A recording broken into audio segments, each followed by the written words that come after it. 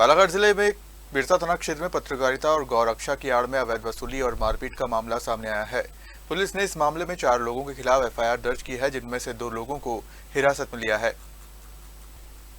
जानकारी के अनुसार घटना सुबह करीब 5 बजे की है, जब मवेशी खरीद बिक्री का व्यवसाय करने वाले संतोष गौतम और उनके मजदूरों के साथ मारपीट की गई।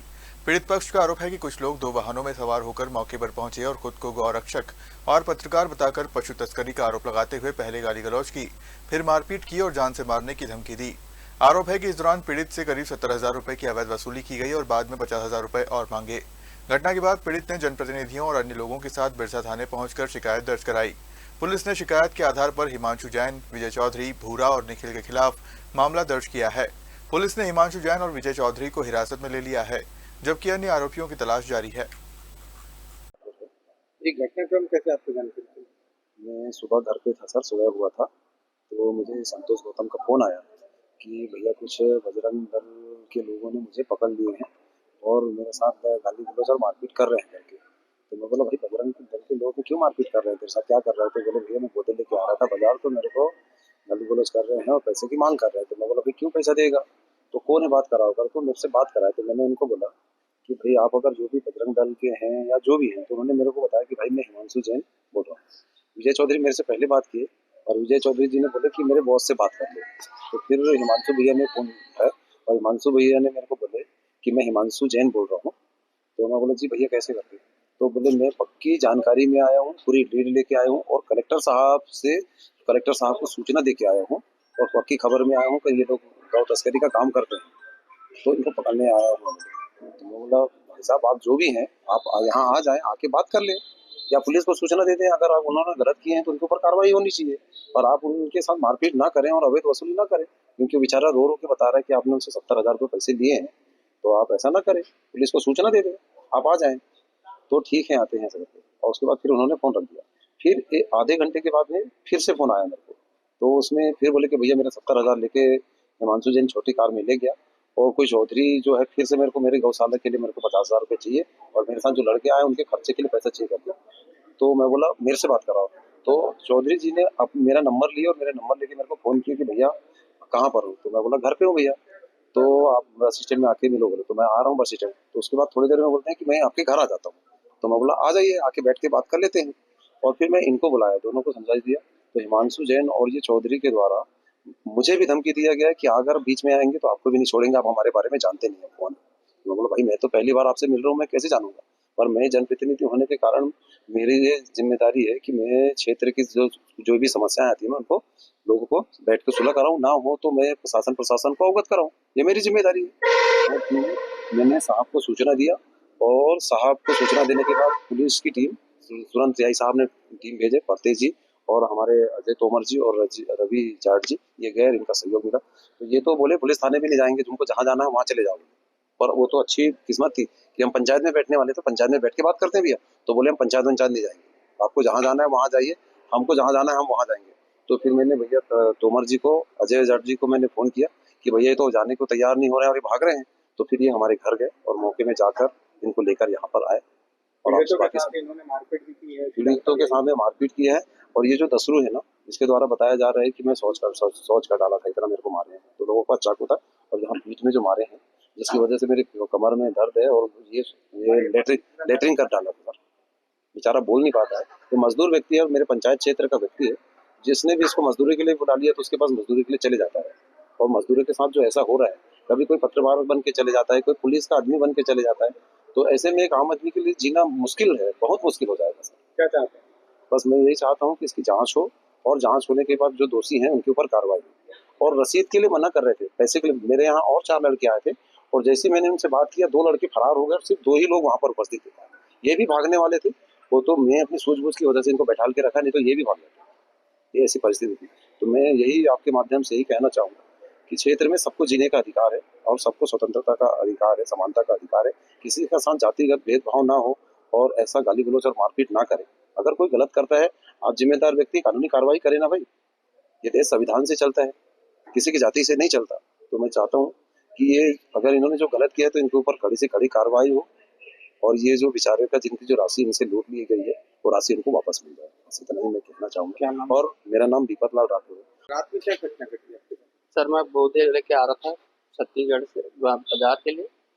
तो भैया लोगों ने 5:30 बजे सुबह मेरे को रोक के गाड़ी से घेर घार के 10-15 लोग थे, पूरे लोग से घेर के मेरे जेब में पैसे 70,000 रुपये निकाले और भी पैसे थे उसको भी छीन रहे थे। फिर मैं रोने लग गया, वहाँ चिल्लाने लग गया। मेरे को और मेरे खरीदने वाले को बहुत मारे हैं, बहुत मारे हैं और जान से मार देंगे। चाकू चाकू लेके आए थे सर, ऐसे बड़े बड़े से। कितने लोग थे? इनके साथ सर 12-14 लोग, 14-15 लोग की टीम थी सर। गाड़ी से? ये 2 गाड़ी से, 4 व्हीलर से। कौन है मेन आदमी, क्या नाम है? विजय चौधरी और हिमांशु जैन सर। समाज उधर अपने था। जी सर। क्या बोले आप? पैसे नहीं देगा तो तेरे को जान से मार के फेंक देंगे। कितने किसके ये द्वारा कहाँ से? कहा गया? ये हिमांशु जैन और विजय चौधरी के द्वारा। और उनके सहयोगी लोग हमको पकड़ के मारने लग गए सर। वहाँ दौड़ा दौड़ा के पैर में अब बहुत चोट आई है सर। अब गरीब आदमी सर, बाल बच्चे पढ़ाने के लिए मेहनत करके खाते सर, ऐसा रोड पे लूटपाट किए सर हमारे से। इसके बाद आपके द्वारा क्या किया गया? सर मैंने उसके बाद बीडीसी साहब दम्मू वाले को बताया सर मेरे साथ ऐसी ऐसी घटना घटी है। मेरे बच्चे को फोन लगाने के लिए फोन नहीं दिए सर। तो मैं तुरंत फिर बीडीसी साहब को जैसे फोन मिला मैं तुरंत लगाया, ऐसी ऐसी घटना घटी है सर मेरे साथ करके। तो उन्होंने बात की उनसे, तो बोले तुम कौन हो, तुम बताओ ऐसे करके। तो उन्होंने बोले आप कौन हो, मैं आप क्या कर रहे हो ये बताओ, ऐसे करके उन्होंने बोले। उसके बाद भी सर दम्मू से काफी लड़के गए जो मेरे को पहचानते हैं। उसके बाद इनके फिर विजय चौधरी ने मेरे से फिर से 50,000, वो हिमांशु जैन 70,000 लेके भाग गया। बोले 50,000 रुपये तो हमको दे। बोले इतने लड़के हैं, हम लोग गाड़ी से आए हैं, हम पैसे लेके जाएंगे। बोले नहीं तो जान से मार देंगे। कितना पैसा उनके पास अभी है? 70,000 रुपये मेरे पास से पूरा निकाल के रखे सर। क्या जानकारी ये भी आ रही है कि आपसे रसीद जी सर, रसीद भी छीने थे। अभी थाना में आने के बाद रसीद को टीआई सर ने मांगे तो रसीद भी नहीं दे रहा था सर। जबरदस्ती उसके जेब से रसीद निकाले है। उन्होंने अपना परिचय क्या बताया? वो उनने बताए थे कि हम बजरंग दल वाले हैं और गौ सेवक हैं, ऐसे बताए सर। उनके साथ और 2 व्यक्ति थे, उनको पहचानते हो क्या? नहीं सर, 2, एक का नाम भूरा भूरा करके चिल्ला रहे थे, वो नाम है, और एक लड़के का और नाम दिमाग से निकल गया सर। मैं खाना पीना भी नहीं खाया सर, 2 दिन हो गए। कितने बजे की घटना थी? 5:30 बजे तक। सुबह? जी सर। कहाँ की घटना थी? ये दम्मू कनी है। सिंह मेरा भी कहाँ के रहने वाले? ग्राम शेर पार का रहने वाला। क्या घटना घटी आपके साथ में? एक तो मैं मजदूर हूँ साहब, बन्नी मजदूरी करके अपने पेट पालता हूँ। मेरा परिवार नहीं है, अभी भी ताला लगा के आया हूँ अपने घर को। इधर से जाता कमा धमा के तो खाना बना के खाता। तो मेरे को बोला रसीद मेरा हाथ में था, जेब में, रसीद को नंगा लिया और बाद में बोला कि रसीद कहाँ है ऐसे करके। तो रसीद तो आपने रखे हो तो कहाँ से रसीद मिलेगा ऐसे कर। ए तू ज्यादा बोलता है, तेरे को चाकू दिखाएं क्या? चाकू से मारेंगे ना, जितना पुलिस नहीं मारता होगा इतना मारते हैं हम लोग, ऐसे कहा। तो हम लोग डर गए साहब चाकू देख करके। और गाड़ी से हमको उधर ले जा लिया था साल्टिगिरी के पास, कचनारी के पास। वहां से फिर इधर लाया, कनिया को फिर बढ़ा दिया इधर आगे धबगढ़ तरफ। वहां से जगह ढूंढ रहा था कि गाड़ी अंदर घुसाने के लिए जंगल में, कहीं जगह नहीं मिला ना। अगर आदमी हो गया गाड़ी वहां, नहीं तो हमको मार डालता। वहां रात के समय होता तो मार ही डालता। तो आप कौन सा काम करते हैं? अभी तो मैं बनिज मजदूरी करता हूँ साहब। ये तो वहाँ बरसात लगेगा। कितने मजदूर लेकर आ रहे थे? वो सर बोते मेरे बोते खेत एक बोदे ला रहा था। हाँ कितने थे? 6 थे 6, कहाँ से ला रहे थे? मतलब कनिया के आगे से। ठीक है। हाँ गौ तस्कर को लेकर कुछ आई थी घटना का क्या? हाँ, पीड़ित संतोष गौतम करके हैं।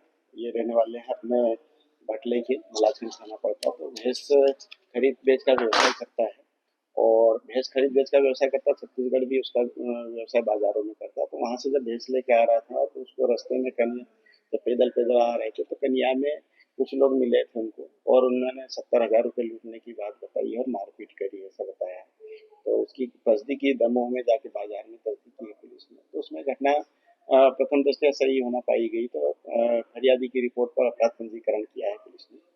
किस किस के खिलाफ मामला है? अभी 4 लोगों के खिलाफ हमने पंजीकरण किया है। कौन कौन से? उसका नाम अलग अलग है, 4 लोग हैं उनके हमने अपना पंजीकरण। किन धाराओं में अपराध करते हैं? उसमें जो धाराओं में तो अपन ने किया, जो आपको प्रतियां मिल जाएगी, कितनी धाराएं लगाई? और जो भी आपको प्रतियां मिल जाएगी उसकी। ऐसा किसी की गिरफ्तारी नहीं हुई? अभी गिरफ्तारी नहीं, प्रथम दृष्टया अन्वेषण किया जा रहा है पुलिस द्वारा। नाम बता दीजिए सर जी। नाम तो आपको प्रति मिल जाएगी आपको। सर मैं जानना चाह रहा था कि जो लोगों का ये कहना था कि वो जो संबंधित जो लोग थे जिन्होंने भैंस के प्रकरण में रोका था, गाड़ी को रोका था, जिस तरह से घटनाक्रम जो था, उसमें क्या कुछ ऐसा निकल कर आया कि सच में वो लोग वहाँ पर मारपीट की गई थी या हाँ, मारपीट की है, ऐसा उनका फरियादी ने तस्दीक की, तो मारपीट वारपीट चोट आई है तो उसका मेडिकल करवाया जा रहा है पीड़ित को। मतलब जिन्होंने गाड़ी रोका था उन्हीं ने, कथित तौर पर एक नाम आ रहा था हिमांशु जैन, क्या ये हाँ, जो भी फरियादी ने रिपोर्ट की है उसके आधार पर जो जिन लोगों के नाम बताए उनके हमने अपराध पंजीकरण किया। क्या कार्रवाई करेंगे सर इसके? हाँ, जो अपराध पंजीकरण के अन्वेषण में जो बिंदु आएंगे उस अनुरूप विधि अनुसार बालाघाट से फिरोज डोंगरे की रिपोर्ट।